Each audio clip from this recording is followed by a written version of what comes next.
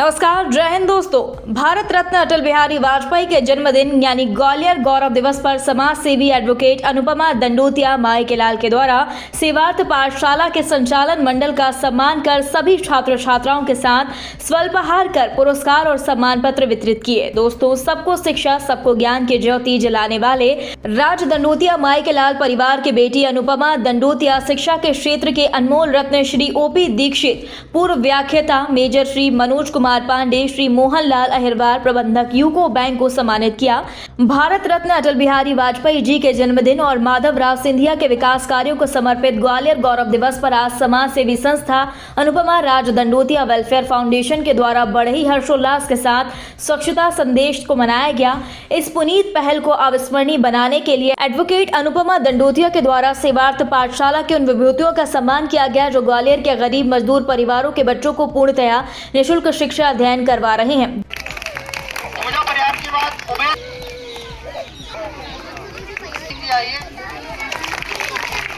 हमारे जिला अस्पताल की जी के लिए तालियां। दोस्तों, आपको बता दें, वर्ष 2022 में समाज सेवी संस्था अनुपमा राज दंडोतिया वेलफेयर फाउंडेशन ने श्री ओपी दीक्षित, श्री मनोज पांडे जी, मोहनलाल अहिरवार जी को पहली पंक्ति का ग्वालियर गौरव क्यों चुना, यह आपको जानना बेहद जरूरी है। दोस्तों, ओपी दीक्षित शिक्षा विभाग से रिटायर हैं। 60 साल से ज्यादा की आयु में वह देशभक्ति जनसेवा का आज भी जज्बा रखते हैं और उसी को लेकर झुग्गी झोपड़ी में रहने वाले उन परिवारों के बच्चों को पढ़ा रहे हैं जो स्कूल जाने, फीस भरने के साथ लेखन सामग्री खरीद नहीं सकते।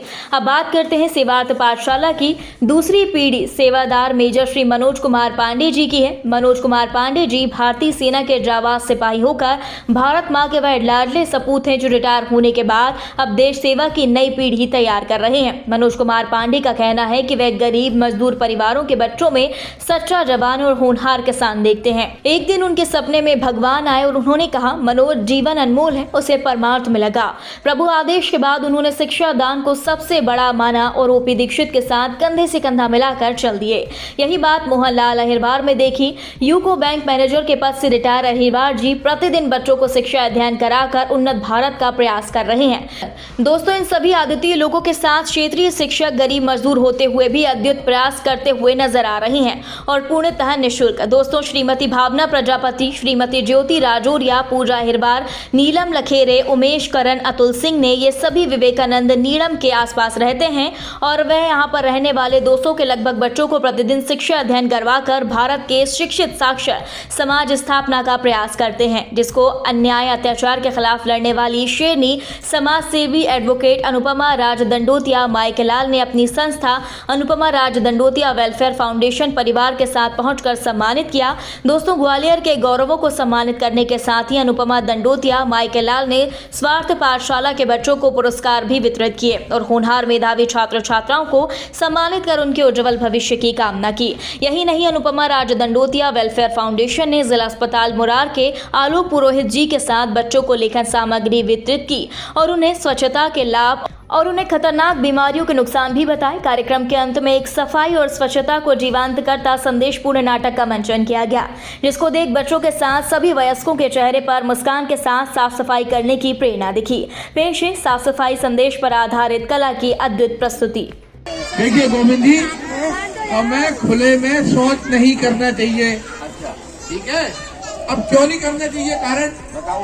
आप सोचते हैं कि हमने ये गंदगी बाहर छोड़ दी, नहीं, यही गंदगी आपके गाड़ी के पहियों के द्वारा, आपके जानवरों के द्वारा ये घर में आ जाती है और इसी गंदगी के ऊपर मक्खी मच्छर बैठते हैं और बैठने के बाद जब उड़ते हैं तो हमारे खाने पीने की चीजों पे बैठ जाते हैं, जिन्हें हम लोग बड़े स्वाद से खाते हैं। भाई, तुम्हारी समझ में इससे कई प्रकार की बीमारियां हो जाती है, उल्टी और दस्त जैसी बीमारियां हो जाती है। 60 से 70% बीमारियां गंदगी के कारण ही होती है। लोग जब भी खाना खाने बैठे तो हाथ बहुत साफ सुथरे तरीके से धोए तभी खाना खाएं और मास्क लगा के रखें। पढ़ने जा रहे हैं तो, किसी मंदिर में जा रहे हैं तो, घूमने जा रहे हैं तो, जिससे कि कोरोना दोबारा हम पे हावी ना हो सके।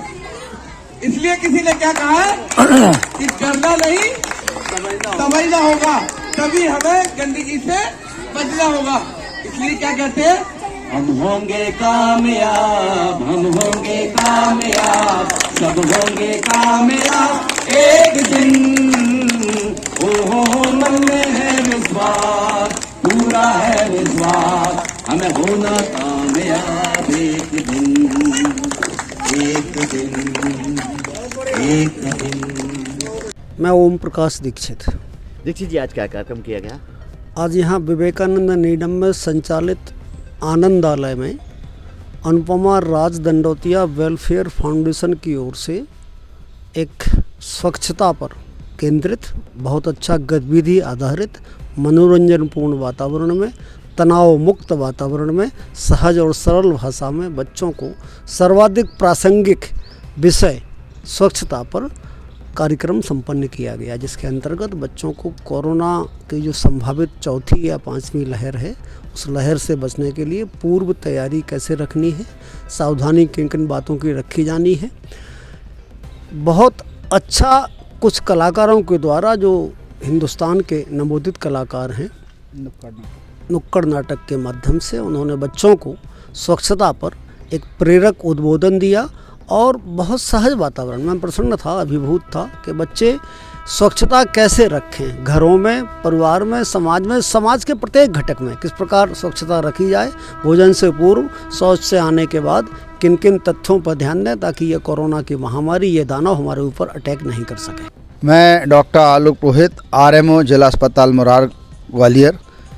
आज जो प्रोग्राम हुआ है ये सेवार्थ चिकित्सालय के आनंदालय जो जगह है यहाँ पर विवेकानंद नीडम है, यहाँ पर लगभग 3-3.5 साल से बच्चों को निःशुल्क शिक्षा लेक्चरर ओपी दीक्षित जी के द्वारा और मनोज पांडे और इनकी टीम के द्वारा दी जा रही है। ये अपने आप में एक मिसाल है, क्योंकि रिटायरमेंट के बाद आदमी इस प्रकार का अगर काम करता है तो निश्चित रूप से प्रेरणा स्रोत है।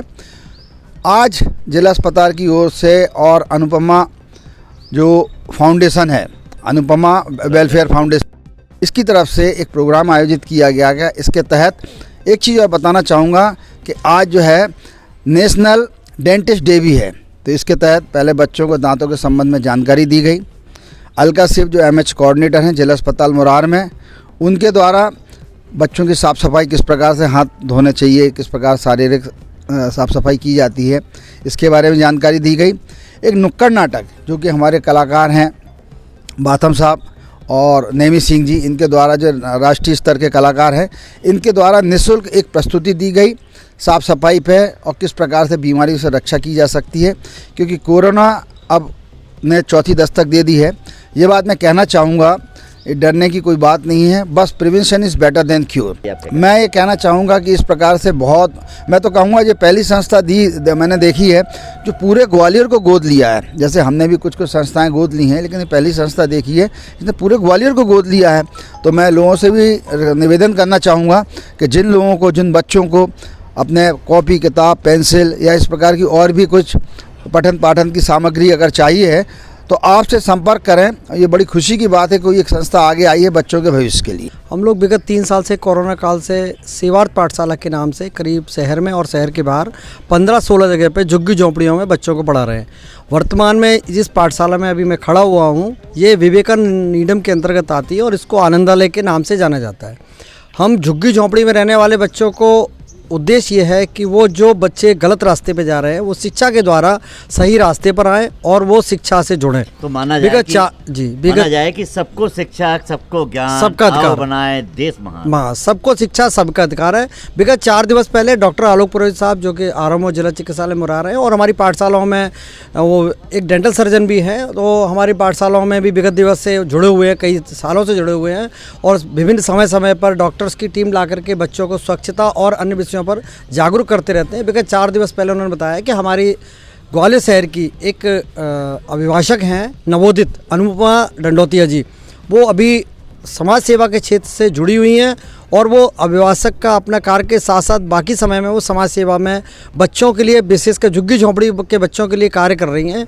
तो एक कार्यक्रम आपके आनंदालय में करना चाहते हैं, तो आज वो दंडोतिया जी आई और उन्होंने बच्चों के बीच में बहुत अच्छे कार्यक्रम, उन्होंने और डॉक्टर आलोक पुरोहित साहब के माध्यम से बहुत अच्छे उन्होंने कार्यक्रम करवाए। बच्चों को नुक्कड़ नाटक करवाया, नाश्ता भी करवाया, कुछ बच्चों को कॉपियाँ भी दी और बच्चों को एक प्रतियोगिता हुई थी स्वच्छता के ऊपर ड्राइंग प्रतियोगिता।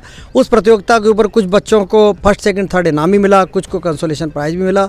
मैं तो अनुपमा डंडोतिया जैसी बच्चियों से चाहूँगा कि बच्चियाँ इस देश की भविष्य हैं, वो इस तरह से सभी बच्चियाँ आगे आएँ और अनुपमा जैसी बच्चियों के साथ मिलकर के इस तरह के कार्य करें जो कि देश में और हमारे समाज के लिए बहुत ही पोषक हो और उन्हें एक नई दिशा मिले बच्चों को। क्या नाम आपका? अतुल सिंह नाम है मेरा। हाँ जी। और यहाँ मैं जो आनंद इसमें शिक्षा में यहाँ पढ़ाने आता हूँ, क्योंकि मैंने जो देखा है गरीब बच्चे हैं और वास्तव में वो लोग नहीं पढ़ पाते, तो यहाँ पे निःशुल्क बच्चों को पढ़ाया जाता और मैं सुबह इन बच्चों के साथ में पढ़ाने की कोशिश करता हूँ, काफ़ी इनको ज्ञान देने के लिए, क्योंकि जब बच्चे पढ़ेंगे तभी अपने देश का विकास होगा। मेरा नाम मोहनलाल अहिरवार है। मैं यूको बैंक से वरिष्ठ प्रबंधक से सेवानिवृत्त हूँ और सेवार्थ पाठशाला से जुड़ गया हूँ विगत 1 साल से। और हमारी शहर में कम से कम 10 से 12 पाठशालाएँ चल रही हैं जहाँ पर जो बच्चे झुग्गी झोपड़ी में रहने वाले हैं और दूसरे भी सभी वर्ग के बच्चों को जो वंचित हैं, समाज की मुख्य धारा में नहीं आगे आ पाए हैं, उनको आगे आने का प्रयास हमारी संस्था कर रही है। और आज जो प्रोग्राम किया गया अनुपमा राय दंडोतिया वेलफेयर सोसाइटी द्वारा बच्चों को स्वच्छता के ऊपर उनको ज्ञान दिया गया और नुक्कड़ नाटक के द्वारा जो ज्ञान दिया गया, सभी बच्चों को जो हमको कैसे स्वच्छ रहना चाहिए और जो अभी वर्तमान में जो चौथी लहर आने वाली है कोरोना की, उसके बारे में भी उनको कैसे स्वच्छ रहना, हाथ कैसे धोना है, ये सब बताया गया। और डॉक्टर आलोक पुरोहित जी और उनकी टीम ने आकर हमारे बच्चों को आज जो स्वच्छता के ऊपर जो ज्ञान दिया गया, उनको बताया गया, उसके लिए उनको बहुत बहुत धन्यवाद हमारी सेवार्थ पाठशाला देती है। और अनुपमा राय वेलफेयर सोसाइटी को भी हमारी पाठशाला से की तरफ से बहुत बहुत आभार, धन्यवाद। और ऐसे प्रोग्राम अगर वेलफेयर सोसाइटी आप जैसे वेलफेयर सोसाइटी अनुपमा राय वेलफेयर सोसाइटी जैसे समाज के जो बच्चे हैं जिनको ज़रूरत है हर चीज़ को, आगे आते हैं और समाज को बढ़ाने के लिए उनको प्रोत्साहित करते हैं, उनकी सहायता करते हैं, बहुत ही सराहनीय कार्य है।